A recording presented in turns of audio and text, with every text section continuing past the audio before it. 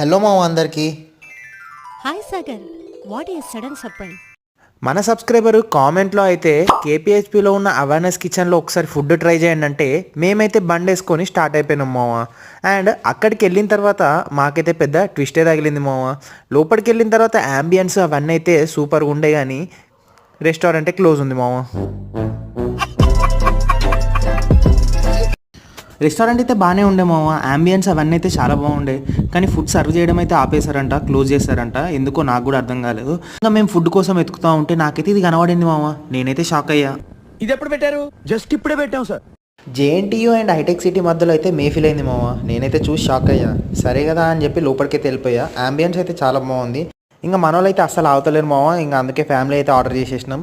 And మేఫిల్కి వచ్చేసరికి మీకు తెలుసు క్వాంటిటీ అండ్ టేస్ట్ ఎట్లుంటుందో.